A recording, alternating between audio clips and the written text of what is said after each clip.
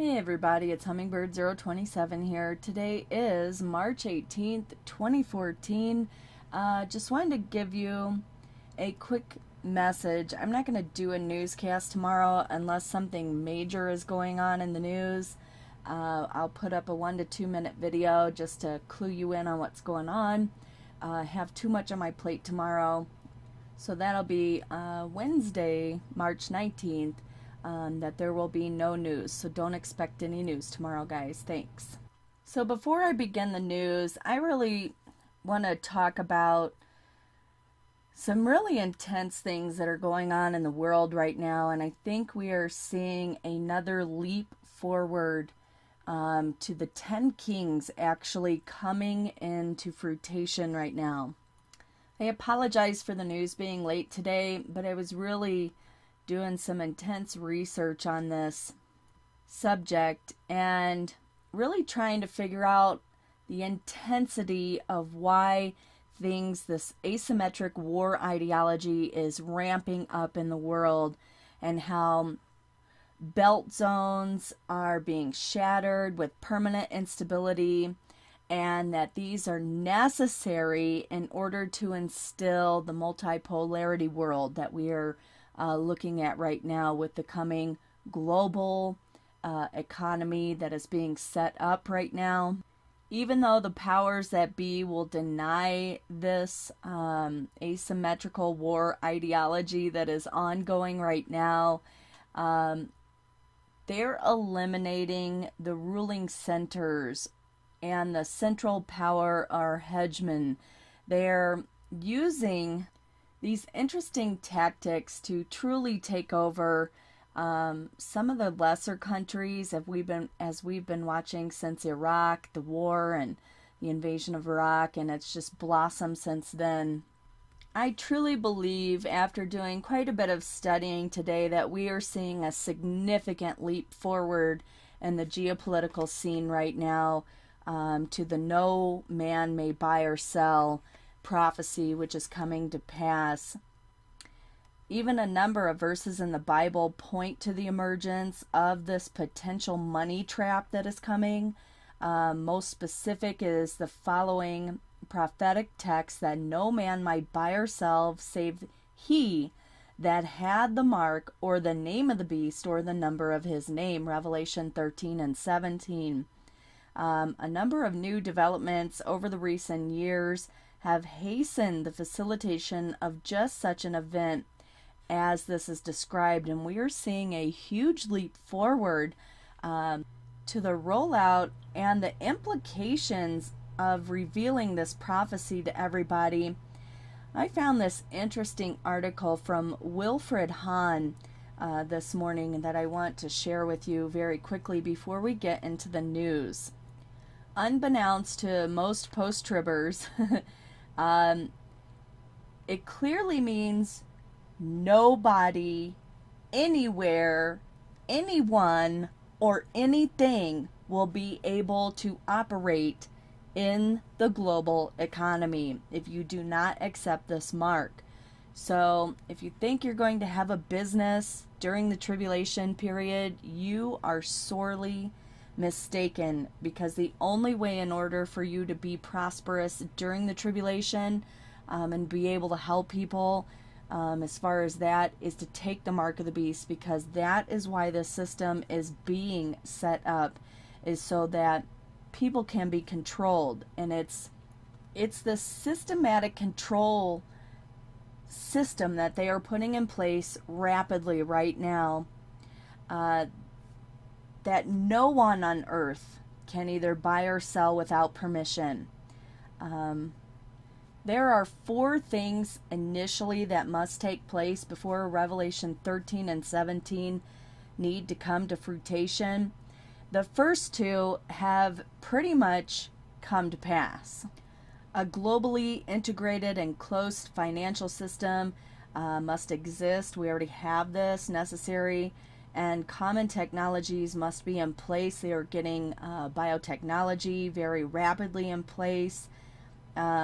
We are able to do any kind of transaction anywhere in the world through your iPhones, your cell phones, anywhere, and now they're going to instill, palm reading. They've already done this in Canada with Bitcoin, and in some states in America. Also, retina scanning. This is all coming into play right now, and it has been for quite a few years. Number 2, a system of central banking must be endorsed everywhere, in which is centrally coordinated. This results in a common shared monetary philosophy around the world, which most importantly achieves a strong influence over market and human behavior. In other words, the entire world must agree to play by the same rules and values, thereby obeying and following the actions of monetary officials. This is the modern money equivalent to the suzerains. A suzerain basically is a superior feudal lord to whom fealty is due, or a dominant state controlling the foreign relations of a vassal state, but allowing it sovereign authority in its internal affairs. This is the multipolarity we are seeing as sovereign nations continue to fall by the way. Okay, this gets to the important part. The last 2 pieces of the 4 things that must happen before Revelation 13 and 17 can be in full swing.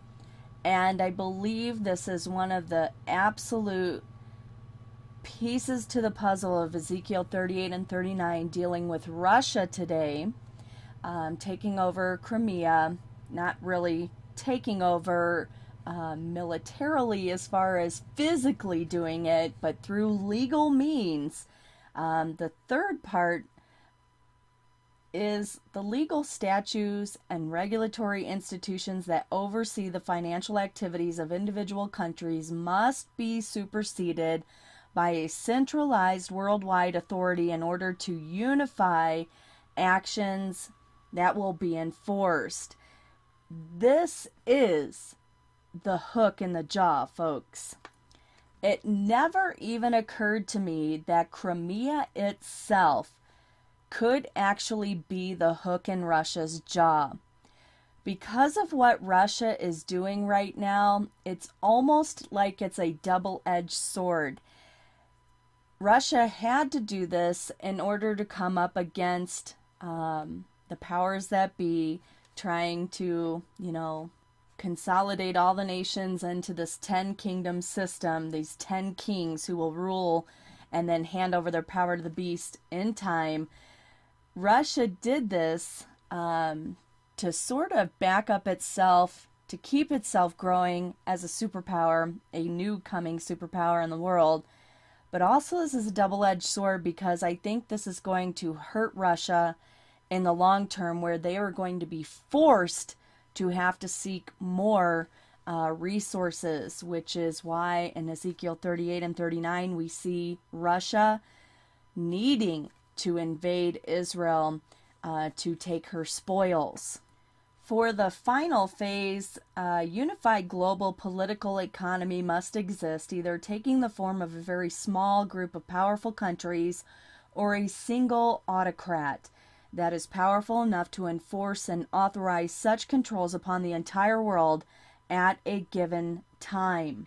First of all, Russia is not willing to give up its sovereignty. And can you blame them? Since America is obviously not in her right mind, and she has just basically been lulled to sleep, her sovereignty is being stripped away from her by an hourly basis. So we are pretty much finished here in America, and it's sad to say, but all it would take is Americans to start repenting in mass droves for God to turn it the other way. But obviously everybody enjoys their sins too much over here to start doing that. That's why Russia is actually being more godly than America right now, which is, pretty sad, since America is considered a Christian nation. We are obviously not upholding our Christian values, and Russia is actually doing exactly what Americans should have been doing all along. But Russia will finally come to an end as far as the anti-Christal system coming into play right now. This is why I'm going to start calling Crimea the hook in the jaw.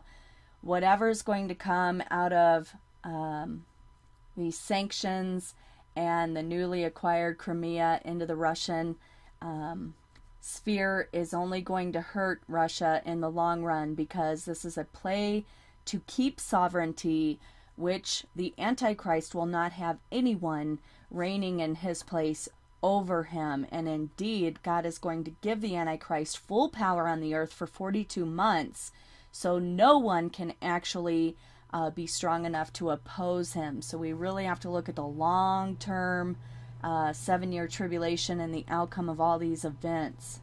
Folks, over the next probably few weeks, I'm really going to delve into this, because I think the 10 toes are starting to show themselves right now, and we should pay careful attention to these initial steps, because the emergence of this commercial colossus is taking over the entire world.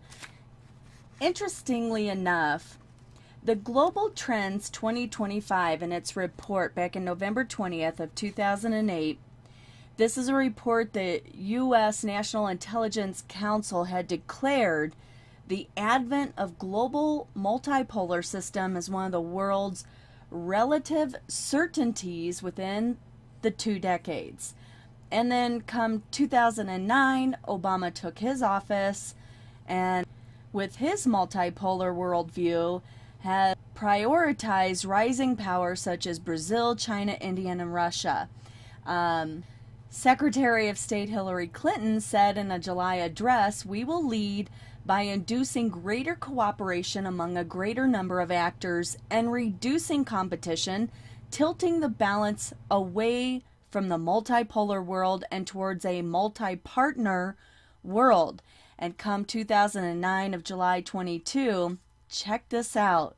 This was in 2009, folks. U.S. Vice President Joseph Biden declares in a speech in the Ukraine, "We are trying to build a multipolar world." In Revelation 18, we know that Babylon the Great is going to come to pass. She is definitely going to be the center of great wealth and commerce in the entire world. We know this because in verse 3 it says, "The merchants of the earth grew rich from her excessive luxuries and gained their wealth through her." Verse 15, yet they also are identified as being part of this system. In verse 23, they are referred to as your merchants. Think about it, folks, for just a moment. Consider the rule of large corporations that gird the entire world right now. They benefit, and they are set to benefit greatly from the demise of the sovereign might of nations. The rise of multinational corporations just in the last 50 years alone has been astounding. And who comes in to an economy once it's been decimated? Multinational companies move into power vacuums left by the weakened sovereignty of nations as the world has become rapidly globalized and marshaled by global capital. Global organizations such as the World Trade Organizations, the UN, and the Organization of Economic Cooperation and Development have sponsored a virtual landslide of global regulatory reform in recent years that has opened the door to the free reign of global capital and the global business activities of the multinational corporations. Indeed, right now, the whole world stage is being set up to become a market society. This is one of the main things I want to start pointing out, and why materialism, and there's going to be people who are lovers of themselves in the last days who are totally going to disregard their hearts, and people's hearts are growing cold right now, folks. It's because of this market society that I have all that I need and I don't need anything else, especially God in these days. And we're watching this come through in the sweeping acquisition of corporations of the entire not just global economy, but nation states themselves. This is unprecedented. I have not heard one person on the internet or in ministry talk about corporations as being a possible 10-horn scenario.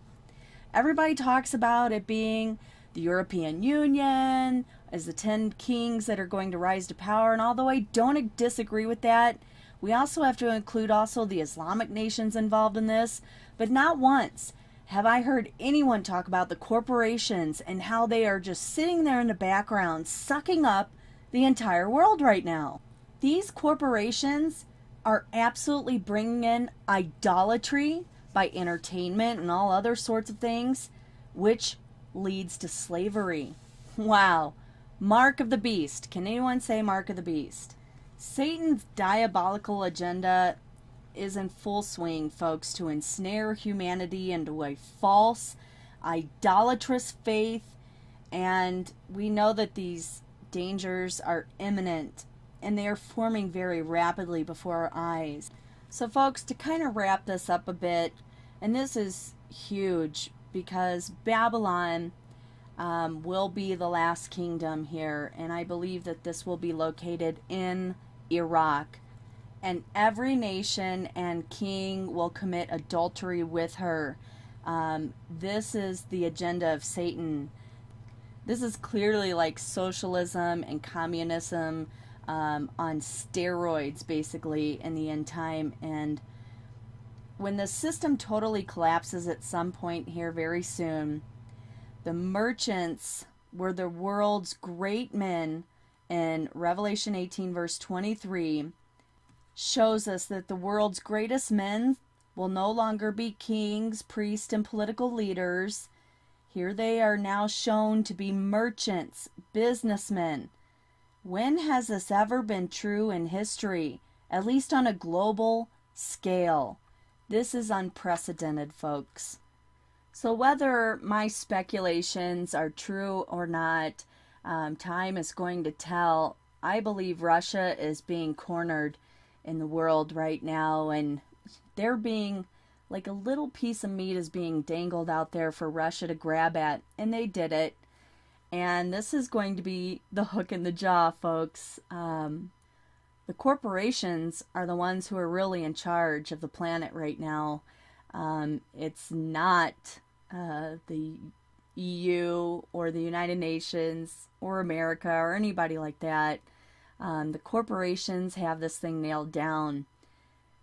And I think Ezekiel 38 and 39 is appearing to me to be more of an act of desperation, a last throw, if you will, for Russia to keep itself, its head above water as the corporations consume the entire world.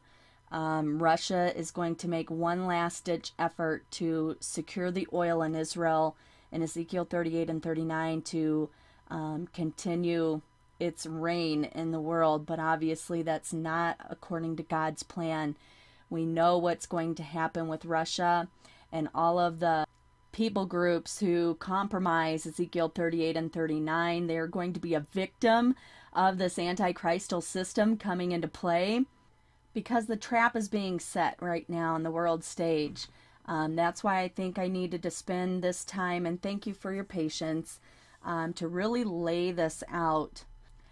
And folks, I'm going to bring you some disturbing, at least it was disturbing to me when I'm looking at the news today and I'm seeing the stuff that's going on with Google and eBay and stuff. We're going to get to that at the end of this newscast. Okay, this is bad. This is beyond bad. And I need to point this out because absolutely everything I just talked about for this 20 minutes has everything to do with the newscast today, folks. This has not been in vain, and I appreciate your patience. Okay, going to breeze through quite a few articles very quickly, so look to the description box below if you want to read them entirely for yourselves. 4.7 in Alaska, also seeing a pretty major earthquake off of Ferndale, California, a 4.4, and more fracking quakes in Oklahoma, 2.5, also 4.6 El Salvador, seeing some aftershocks still ongoing in Chile, 5.1 and a 4.9, 4.8 also Chile.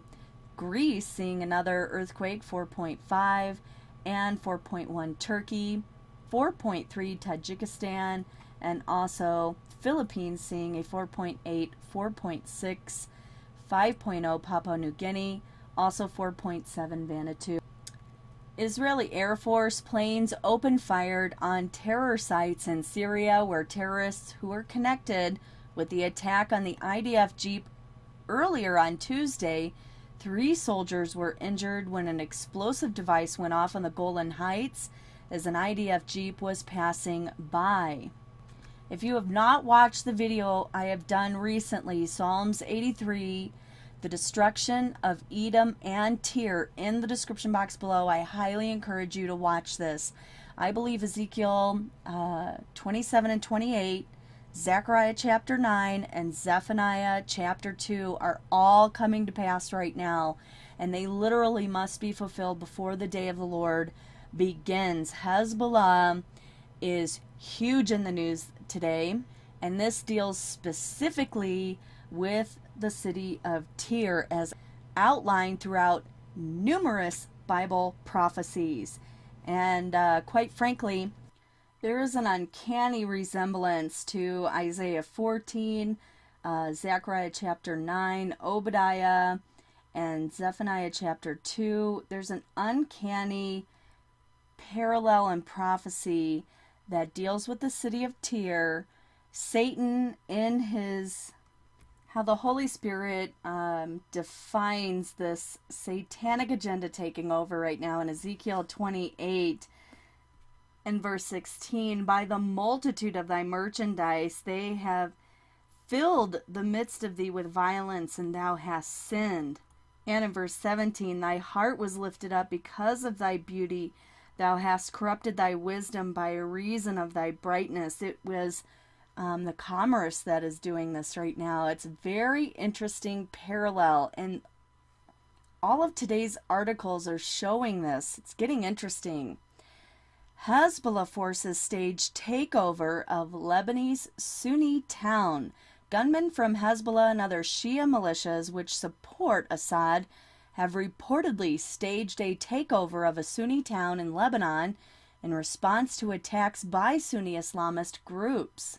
The town of Arsal on the border with Syria has been the scene of numerous bombings and rocket attacks targeting the Iranian-backed Hezbollah, which has provided crucial support to the pro-regime forces in Syria. And this takeover comes as al-Qaeda-linked groups have threatened revenge against Hezbollah after the group played a crucial role in the fall of the former Syrian rebel bastion of Yarbrud to regime forces. The Nusra Front in Lebanon, believed to have links to the Syrian al-Qaeda franchise of the same name, issued a statement yesterday following the killing of a Hezbollah official, promising more deadly attacks. Folks, Hezbollah, now that they're getting unlimited funding from Iran, is getting very prideful right now, and this is going to cause, the book of Amos really tells us in the first chapter how God's judgments upon Syria are going to be brought to pass, and Tyre is absolutely wrapped up into this. Verse 9, thus saith the Lord, for 3 transgressions of Tyrus and for 4, I will not turn away the punishment thereof, because they delivered up the whole captivity to Edom, and remembered not the brotherly covenant. But I will send fire on the wall of Tyrus, which shall devour the palaces thereof. Notice that the Bible and the prophets are very specific always. It's always dealing with Tyrus first. The towns of Gaza, Ashkelon, Ashdod, Ekron, all of these things first. Then God, like in Jeremiah chapter 47, deals with all these people first. Then in chapter 48, he turns his attention to the judgment of Moab for their contempt of God. We see the same thing happening, repeating over and over throughout history. I think it's safe to say that we're going to see the same plays being worked out here in the end times. So please keep your eyes on Hezbollah. I think we're going to see some Bible prophecy being fulfilled here very, very shortly with Hezbollah. An investigation into Friday night skirmishes between Israel and Lebanon, during which an explosive device was detonated on the Lebanese side of the border, and the IDF retaliated with shells, has revealed that Hezbollah terrorists succeeded in entering Israel. Walla News reported Monday night that several Hezbollah terrorists successfully trespassed over the border into Israel on Friday night, several hundreds of meters south of the Blue Line. Senior IDF officials are noting that this incident is very serious, considering that the explosives were placed at what many consider to be a most secure point in the Israel and Lebanon borders and should have been detected earlier. All right, going to move in to the news about Russia. I agree wholeheartedly with this article, as Franklin Graham has commended Putin for his opposing of the lesbian, gay, bisexual, transgender agenda in Russia, but is praying for the peace in Ukraine. Whether or not Putin is wrong about invading Crimea or not, what he's doing about taking a stand against this immoral ideology that is taking over the world stage, I think that it's really wonderful that there's somebody out there who's actually saying, no, we are not going to do that here. I wish the leaders in America had such courage. In light of this article, I have to state that I think Putin and Russia is the last vestige of morality on this planet, which is the saddest thing in the world, because we know, because of Ezekiel 38 and 39, that morality is going to come to an abrupt end as the Antichrist and its bestial system takes over the planet very rapidly. But I do want to point out something very interesting here, and this is something that maybe not a lot of people have considered. When looking over Ezekiel 38 and 39, in the very first verse of chapter 38, and the word of the Lord came unto me, saying, Son of man, set thy face against Gog, the land of Magog, the chief prince of Meshech and Tubal, and prophesy against it, and say, Thus saith the Lord God, Behold, I am against thee, O Gog, the chief prince of Meshech and Tubal. And this is when he will turn him back and put hooks in his jaw. If you check out the referencing in the Bible with Gog and Magog, it takes us to Ezekiel 32 and 26. There is Meshech, Tubal, and all her multitude. Her graves are round about him, all of them uncircumcised, slain by the sword, though they caused their terror in the land of the living.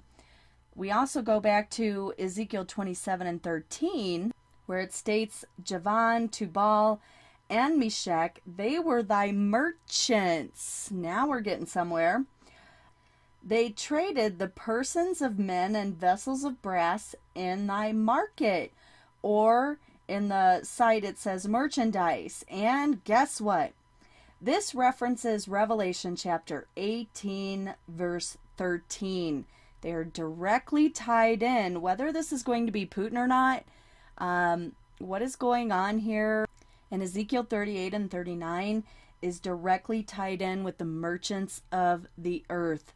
Amazing, folks. Amazing. It continues on in Ezekiel 27 and verse 14. They of the house of Togarmah traded in thy fairs with horses and horsemen and mules. And in 15, the men of Dedan were thy merchants, Saudi Arabia.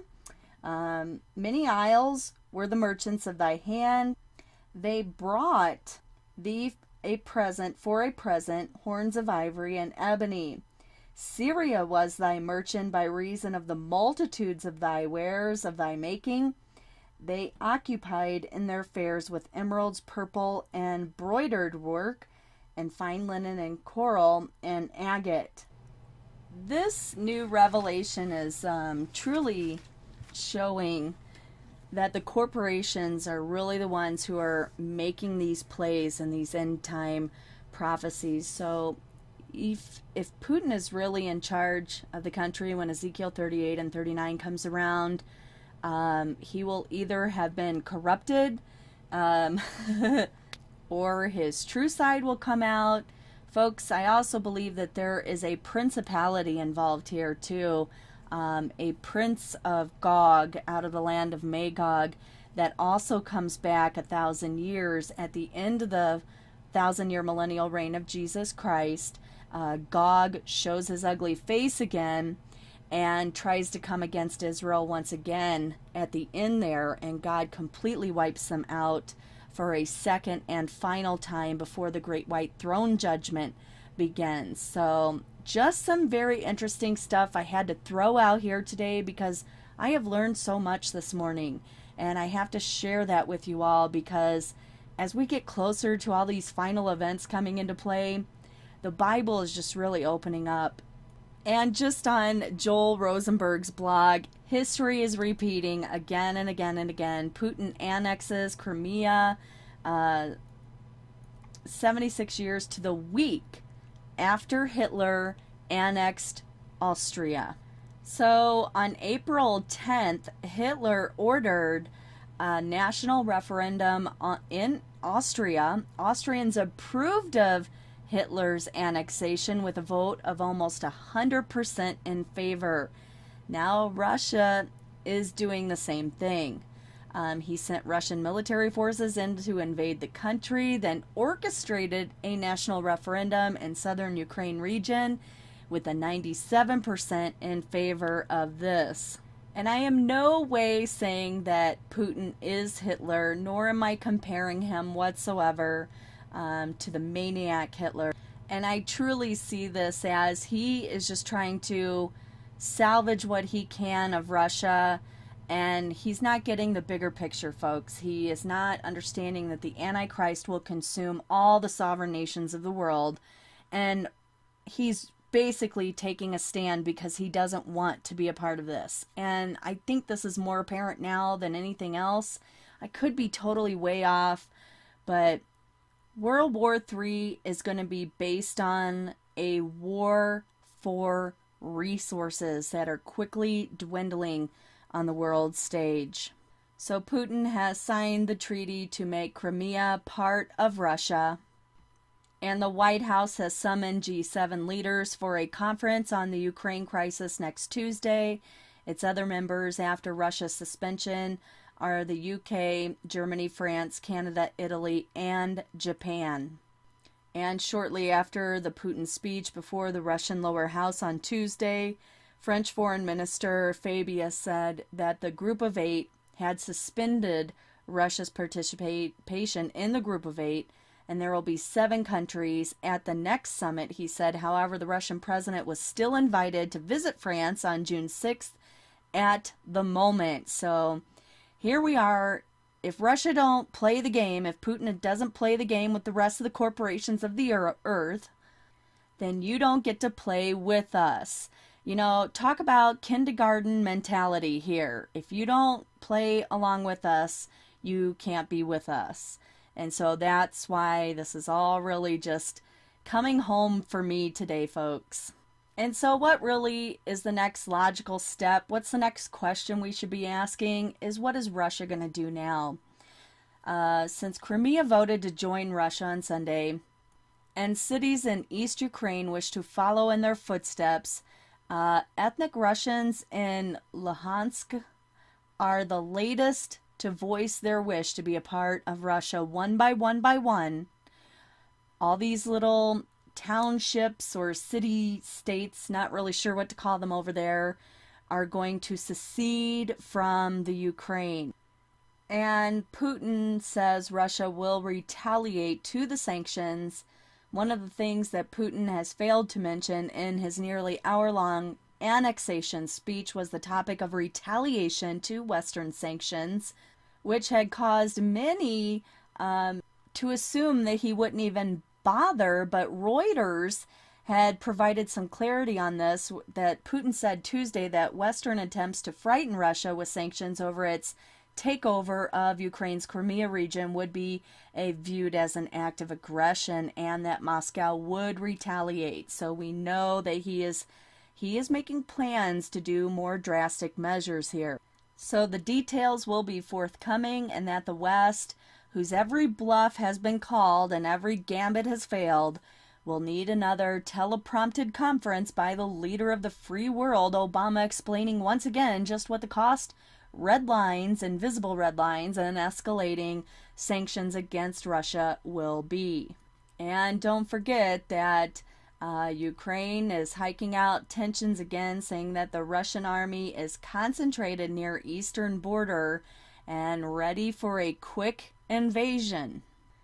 And Ukraine has also dispatched tanks in the rolling terrain of the Donbas basin on Monday, putting its biggest guns back on the scene of the biggest armored clash in history. And Ukraine is definitely building up and mobilizing their equipment in response to the Russian military buildup on that eastern border. And not making matters any better, the Ukrainian leader has threatened to blow up Russia's gas pipelines. Ukraine's deputy national security chief and leader of the national group Right Sector threatened to destroy Russia's gas pipelines in retaliation for the country's recent actions in the Ukraine. If they want an invasion of Russia anytime soon, this will do it. And one thing we need to keep at the back of our minds at all times over this whole entire situation is that Russia is literally one move away from collapsing the entire U.S. economy. On March 17th, commodities advisor Jim Sinclair spoke in an interview with Greg Hunt of USA Watchdog on gold, the markets, and ongoing events. During the 30-minute interview, Sinclair laid out a chilling scenario where Russia has positioned themselves to be one move away from collapsing the U.S. economy, and the one wrong move by President Obama could set the entire scenario in motion. This article you can read entirely for yourself at prophecyupdate.blogspot.com, but since stock markets are forward-thinking and they project what will happen 6 months into the future, and if you look at what has taken place for the dollar since Ukraine's uprising started and Russia moved into Crimea, the dollar itself, by falling below 80 on the dollar index, is telling the world that it is not only recognizing the potential of becoming irrelevant should Russia bypass the SWIFT system and begin selling oil in another currency or asset class, but that the U.S. could potentially trigger its own demise by imposing these sanctions using the SWIFT system as a weapon and force Russia to enact their nuclear economic option. Folks, if you do not have yourselves prepared spiritually and physically in this world right now, I suggest you do so right this moment. And obviously, China is going to follow in Russia's footsteps. While Mark Faber is adamant that there's lots of funny things that are happening in China, and when the whole thing unwinds, it will be a disaster.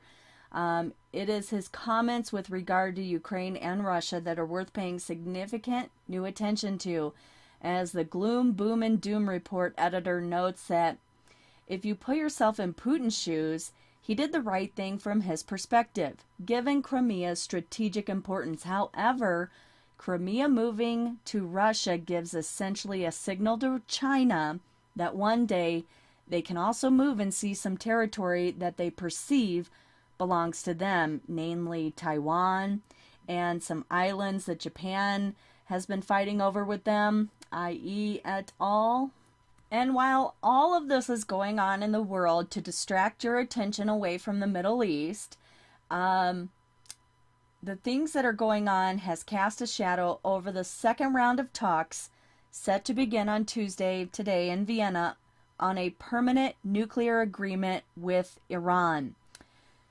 If Russia signals that its cooperation with the West has weakened, this will reduce pressure on Iran. I cannot tell you how important this statement is, folks. Jeremiah chapter 49, dealing with Iran, which is southwestern Iran, where most of the active nuclear facilities are located in Iran that are a direct threat to Israeli sovereignty. This is the most important statement I think I could make today on this newscast. Whatever's going to come out of today's talks or concluding of these second attempts at trying to get the nuclear program worked out with Iran is going to basically be what Israel's going to do with Elam, which is part of that section of Iran and Bible prophecy. It's funny how these talks have taken a complete backseat and nobody's really talking about them at all, but because of what's going on with Russia, Iran is going to feel much less pressured to make any concessions with the P5+1 and the squabbling going on with all of this. The Iranians are watching and waiting. They're not inclined to make any concessions anyway, but they are going to be less inclined until there is a resolution. And sort of tying this all together is this wonderful article from The Guardian today. NASA-funded study, industrial civilization headed for irreversible collapse. A new study sponsored by NASA's Goddard Space Flight Center has highlighted the prospects that global industrial civilization could collapse in coming decades, which is probably sooner than later, due to unsustainable resource exploitation and increasingly unequal wealth distribution. Noting that warnings of a collapse are often seen to be fringe or controversial, the study attempts to make sense of compelling historical data showing that the process of rise and collapse is actually a recurrent cycle. Keep telling you folks, history repeats itself. That's why we have the Bible, to learn from our mistakes. It's found throughout history, and cases of severe civilizational disruption due to precipitous collapse, often lasting centuries, have been quite common. And folks, I know this was a spirit-led newscast today because just the wording in this article alone has confirmed a lot for me. The NASA-funded Handy model offers a highly credible wake-up call to the governments, corporations, and businesses and consumers to recognize that business as usual cannot be sustained and that policy and structural changes are required. Get it immediately, okay? I don't know what else I could possibly say to this effect. The perfect storm is being created in the world, and the 10 kings, these 10 toes, are showing themselves now. All right, folks, I am going to start to wind down this newscast. There is a lot of news I did not get to, so you'll have to look in the description box for those articles. This is going to wrap up what I believe is really going on. We see these consolidations and mergers. They're happening almost on a day-to-day basis, but these are huge, huge signposts. Google and eBay merger suggested amid e-commerce upheaval. Don't know if you all can recall, but last month, eBay, Etsy, and Google and a couple of other e-commerce people were invited to the White House for a pretty secretive meeting, which took place over a 2-day period. Nobody knows what went on in this meeting, but these are the articles that are now coming out because of that meeting last month. There are prophetic winds in the air of Revelation 13, 17, and 18. Google is struggling to keep up with rivals in the e-commerce and payments arena. eBay is being openly and forcibly laughable, challenged to spin off its PayPal online payment company, while Chinese e-commerce giant Alibaba plans for a huge cash infusion on these shores.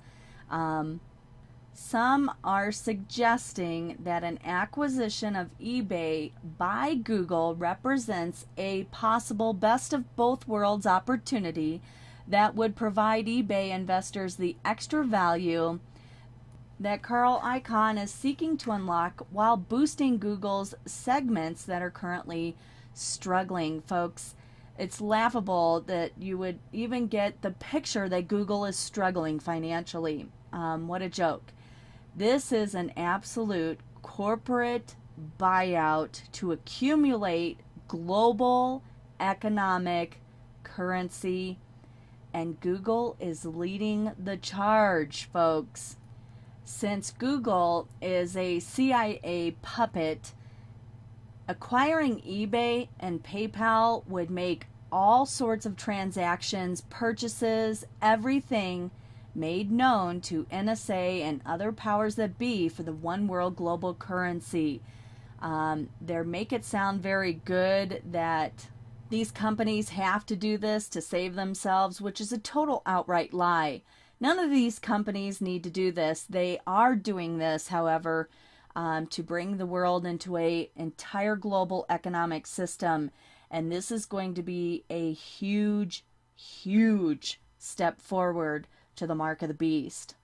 And poor Google is losing shares in e-commerce search to Amazon, which is, interestingly enough, being backed by CARE and organizations of the Muslim Brotherhood, of which I reported on a few days ago, with more competition on the horizon from companies such as Alibaba, Pinterest, and social networks such as Facebook, Twitter, and potentially messaging apps. Alibaba announced on Sunday that it would make an initial public offering in the United States, which could bring the Chinese company a record-breaking cash haul for a technology company. Another Google competitor, Yahoo, stands to profit handsomely, as the Sunnyvale internet giant owns 24% of the company, even after selling half its stake for roughly $7.6 billion in 2012.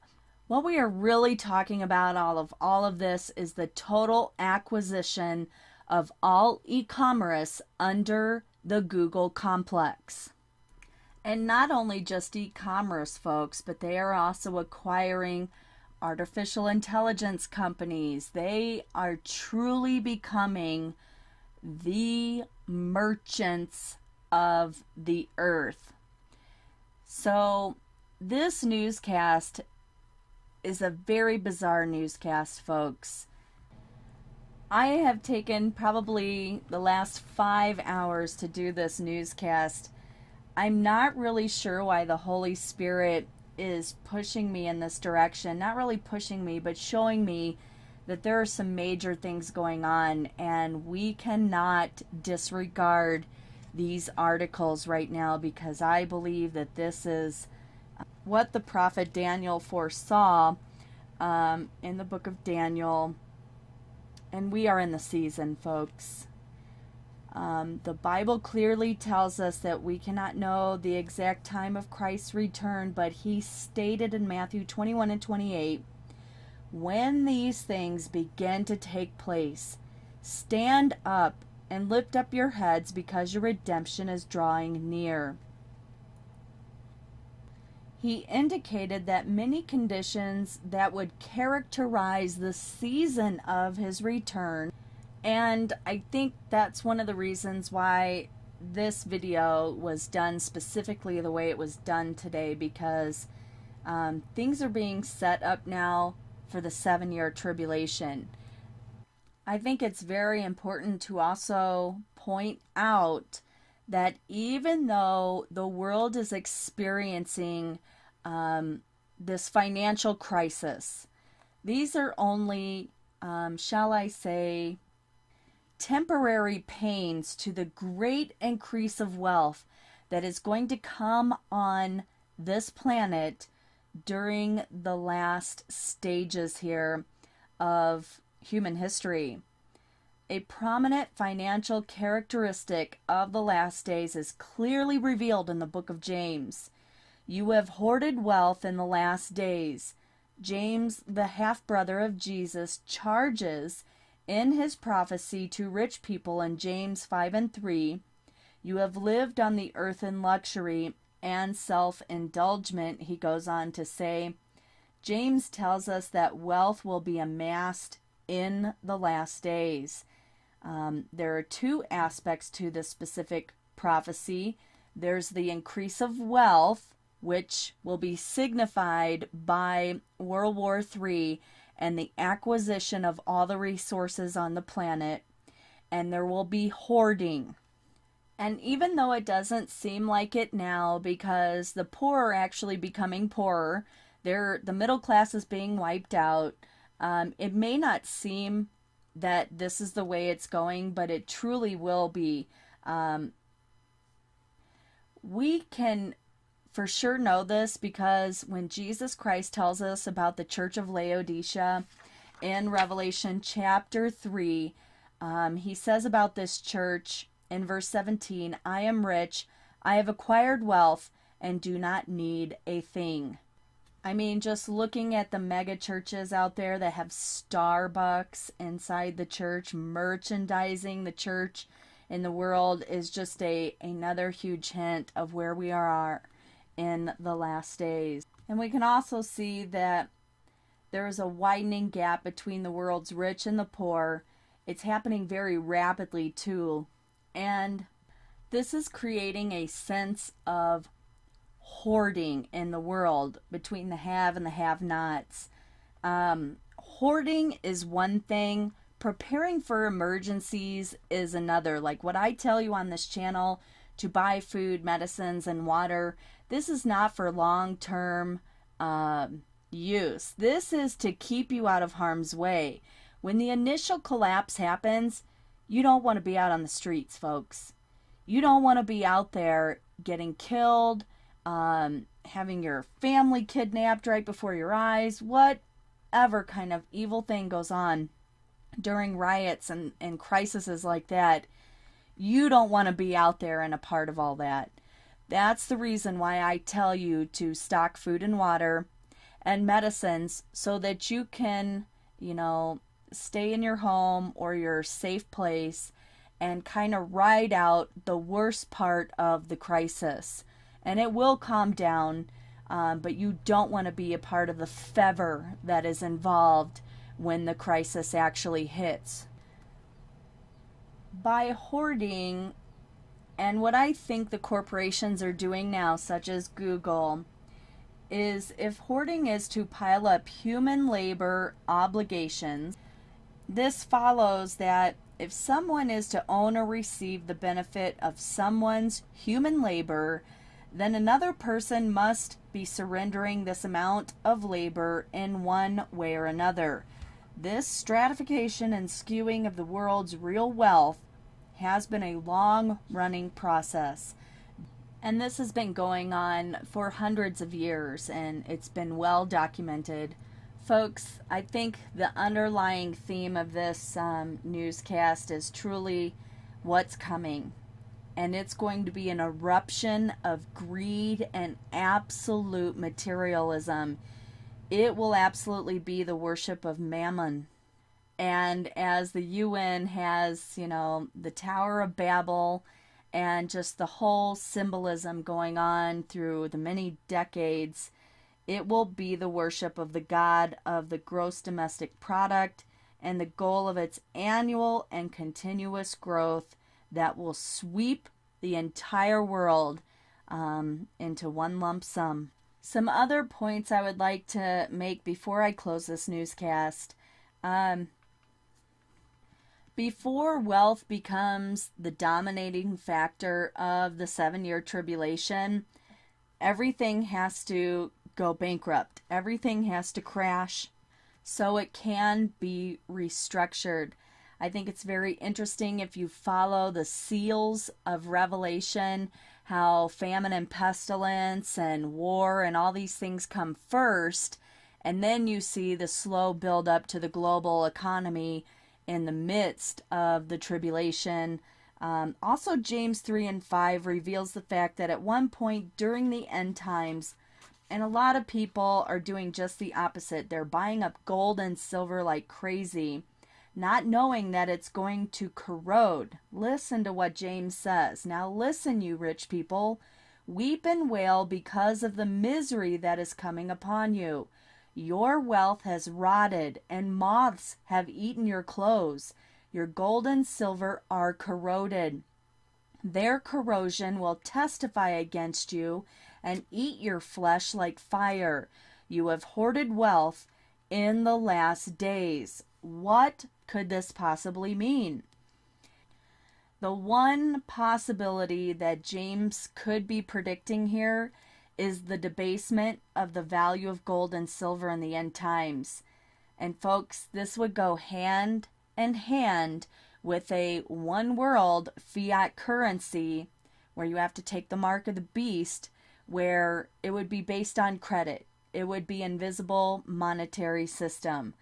While gold has always been considered a metal of great value, its price has nevertheless been subject to fluctuation over human history. James's statement would be of little value if it were to mean that the price of gold will only continue to fluctuate much as it has over time. Much as today's economists and wealth strategists offer this type of prediction all the time, on the one hand, the price of gold may go up, on the other, it may decline. But this interpretation of corroding gold and silver must, however, fit within the context of the segment of scripture quoted. The previous verse admonishes the rich and warns them that their wealth would rot and their clothes will be moth-eaten. James is referring to wealth in general. Taking all of these verses of James together, we can see another huge piece to the puzzle of what's coming on the world stage, because it's logical to conclude that James is revealing that the wealth of the rich, be that perhaps of individuals or sovereign nations themselves, will be destroyed and or debased. And I think I don't need to suggest that this could be the very reason why America is no longer found in Bible prophecy or is not a player in end-time Bible prophecies before Ezekiel 38 and 39 comes to pass. How close are we, everyone? This is amazing revelation that God gave to me this morning. A major decline in wealth is foretold in the Bible. So in light of all that I presented here today in this newscast, I'm really seeing this trend of the 10 toes, these 10 horns, these 10 kings really coming out. And I'm thinking they're going to be corporate heads themselves. I would even venture to guess, now this is just a hypothesis, that, the head of Google might be one of these kings. And as we watch all of the sovereign nations fall under the global corporatism these days, where the merchants of the world are just becoming increasingly and substantially enriched, I think in light of this, a lot of what's going on in the Middle East and with Russia right now makes a lot more sense to me, and why people do the things that they do. And it's all for the love of money if you don't have the love of Jesus in your heart. Folks, this has been the strangest newscast I think I've done on my time on YouTube here, but I guess it was significantly important for what is coming next. I think the events that we're going to see transpire here this year are going to come to pass very rapidly. And I encourage you, if you do not know Jesus Christ as the Son of God, that you turn to Him now and get to know Him and start that binding, deep relationship with your Creator, Sustainer, and Maker, and be reconciled to the Father in heaven, because things are moving very quickly. And even quicker than that will be the harpazo of the bride of Christ, which will happen in the moment, in the twinkling of an eye. So keep looking up, folks. We are definitely going home very soon. God bless you all, and Maranatha.